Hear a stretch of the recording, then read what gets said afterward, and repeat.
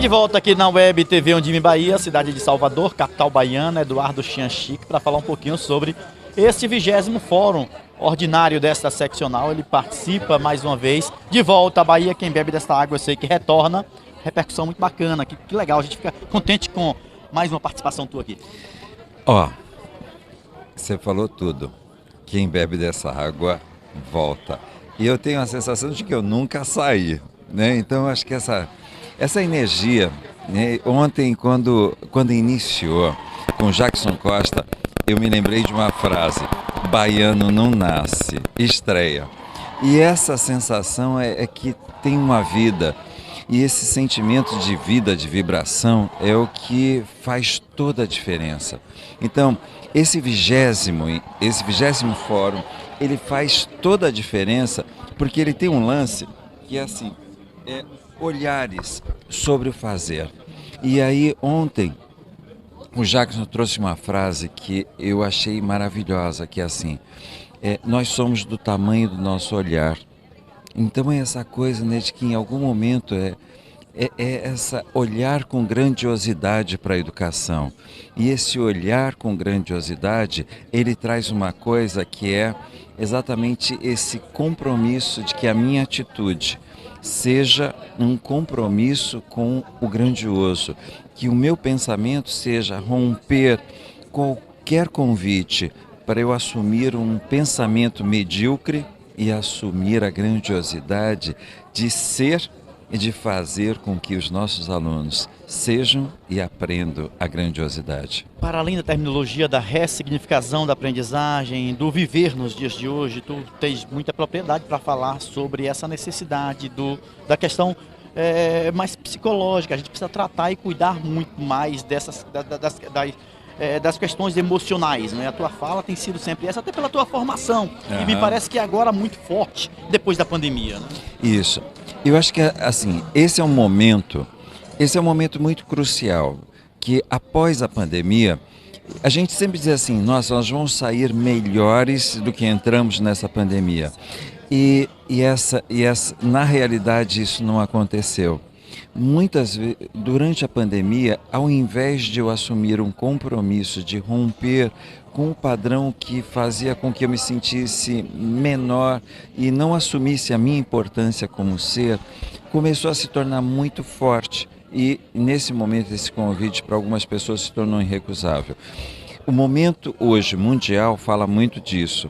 Nós precisamos preparar, eu vou até trazer isso como nós precisamos trazer isso para os nossos filhos, assim, para os nossos netos, para os nossos sobrinhos.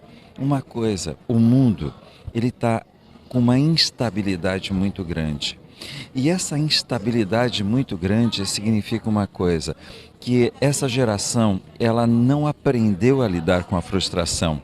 Isso significa lá na frente um sofrimento muito grande. E se hoje nós não assumirmos um compromisso de desenvolver, né, as competências socioemocionais, significa que os nossos filhos, eles precisam hoje muito de uma coisa: de autoconfiança, de autoestima, mas principalmente de domínio das emoções. Como isso se dá na prática? É claro que a gente não tem uma receita pronta para nada, muito menos para essa situação. Mas penso que são questões pequenas que quase sempre nós não nos damos conta, e que, se elas forem repetidas cotidianamente, certamente nós teremos dias melhores mais para frente. Fala um pouco na prática, como é que eu, enquanto pai, enquanto avô também, posso lidar com essa situação? Esse é um momento que é tão importante quando a gente fala assim: fazer com que os nossos filhos se sintam importantes essa é uma ação transformadora. Dar permissão para que os nossos filhos possam pedir aquilo que eles precisam, é exatamente libertá-los para que eles possam se sentir cada vez mais protegidos e seguros. E principalmente uma coisa que é o seguinte: quando a gente diz assim, às vezes nós somos exigentes demais, e muitas vezes seria aquele momento de dar apoio para que o primeiro passo aconteça, o segundo, o terceiro, o quarto. E quando a gente fala assim, parece que aí eu volto para o primeiro, quando eu digo assim, para desenvolver a autoestima, eu preciso me sentir único e não comparado com. Para que eu possa desenvolver a minha autoconfiança, eu costumo sempre dizer assim, a gente começa com um passo. Ah, super legal.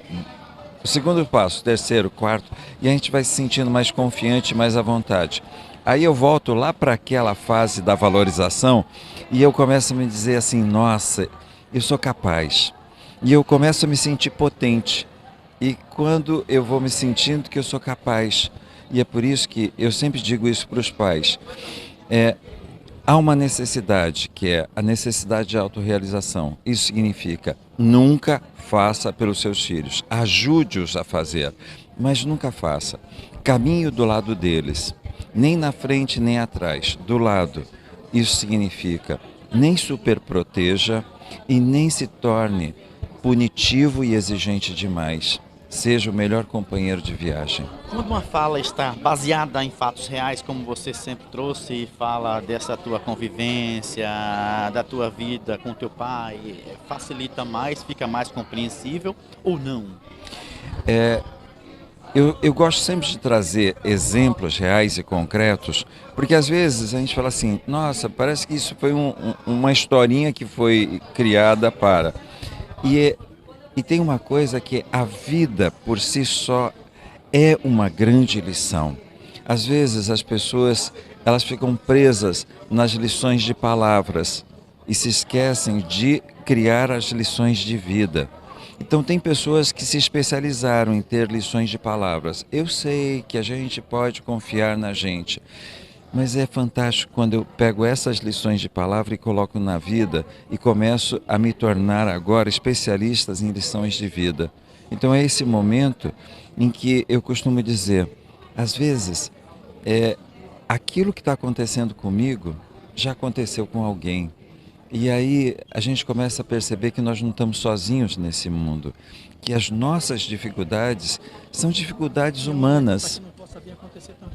Isso. Não tem acontecido até o momento, né? E é isso que a gente, né, por isso que eu gosto muito de trazer, assim, eu não sou perfeito. Nós não nascemos perfeitos e nós não vamos morrer perfeitos. Não deve ser a presunção de ninguém. E aí, essa coisa de se aprimorar ao longo da vida significa que é um compromisso.